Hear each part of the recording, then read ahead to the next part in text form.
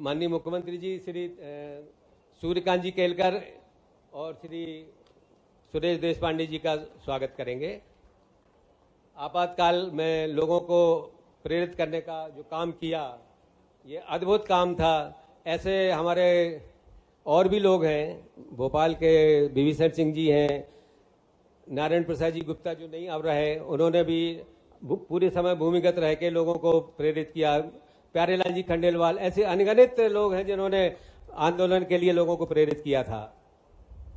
कृपया ताली बजाएं। ये वो मनीषी हैं जिन्होंने अपने कांग्रेस की भूमिका, कांग्रेस के लोगों का व्यवहार, इंदिरा गांधी का उस समय का आचरण, और जैसे मैंने प्रारंभ में बात छेड़ी कि आज नरेंद्र मोदी जी की सरकार दुनिया में भारत को गौरवान्वित कर रही तीसरी बार, तो इसमें सबसे बड़ा योगदान किनका? इसमें आपका योगदान है सबसे बड़ा, जिन्होंने आपातकाल के काले काल के प्रश्नों को मिटा करके सच्चे अर्थों में लोकतंत्र को पुनर्स्थापित कर दिया।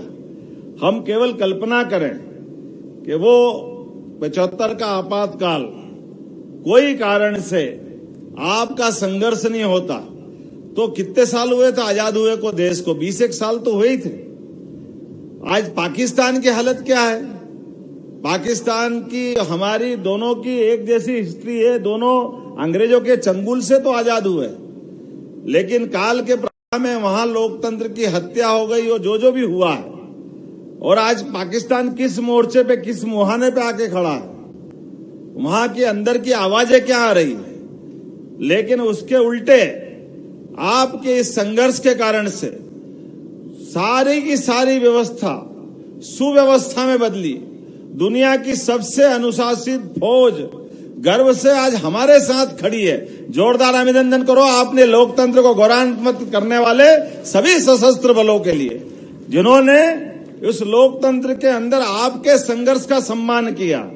आपके अपने संघर्षों के बलबूते पे दोबारा चुनाव हुआ और सत्ता का हस्तांतरण कितनी सरलता से हो जाता है। ये सत्ता का हस्तांतरण सरलता से करने में सबसे बड़ी ताकत अगर है तो ये हमारे उस समय लोकतंत्र के संघर्ष की है।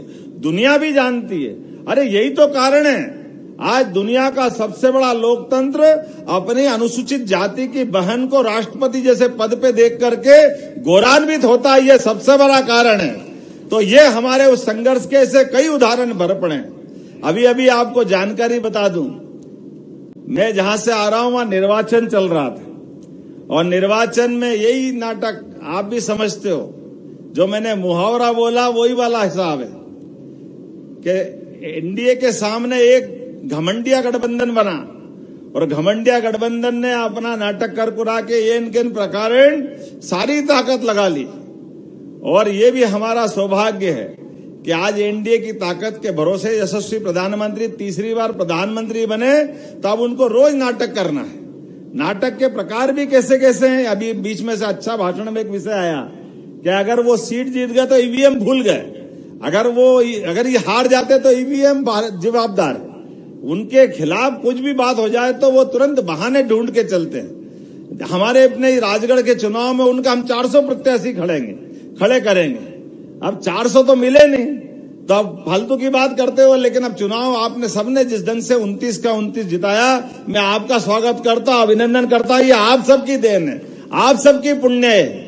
सरकार अपना काम करती है, लेकिन घर घर में घुस करके ये राष्ट्रवादी विचार को फैलाने का काम जो आप सबके माध्यम से हुआ है, ये उसकी भूमिका है। और सरकार के अंदर जैसा कहा गया है कि हम और आप काम कर रहे हैं, लेकिन मैं भी लोकसभा की बता रहा था, तो लोकसभा के अंदर निर्वाचन का मसला आया।